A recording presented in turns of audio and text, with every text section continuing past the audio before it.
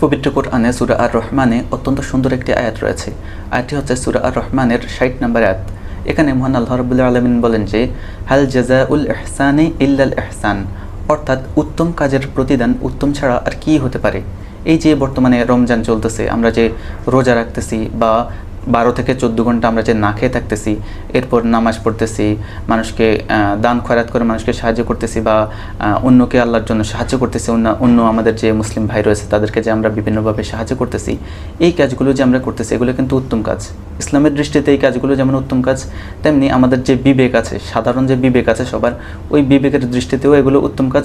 আবার যে world view রয়েছে, সার্বজনীন যে বৈশ্বিক দৃষ্টিভঙ্গি রয়েছে, সেই দৃষ্টিভঙ্গিতেও এগুলো উত্তম কাজ।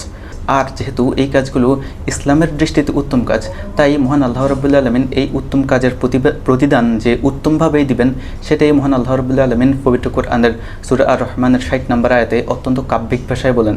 তিনি বলেছেন যে হাল জাযাউল ইহসানি ইল্লাল ইহসান, অর্থাৎ উত্তম কাজের প্রতিদান উত্তম ছাড়া আর কি হতে পারে।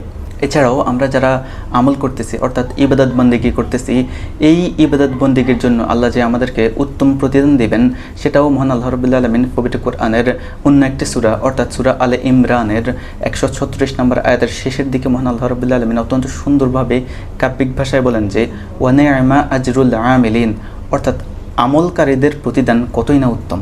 সুতরাং এই যে আমরা যে নামাজ পড়তেছি, রোজা রাখতেছি, হজ করতেছি, দান খয়রাত করতেছি, এই ভালো কাজগুলো যে করতেছি, এগুলোর প্রতিদান যে মহান আল্লাহ রাব্বুল আলামিন আমাদেরকে দিবেন, সেটা অত্যন্ত সুন্দরভাবে আসলে মহান আল্লাহ রাব্বুল আলামিন পবিত্র কোরআনে তুলে ধরেন। সেই বিষয়টি আসলে আমরা এই দুইটি আয়াতে দেখতে পেয়েছি।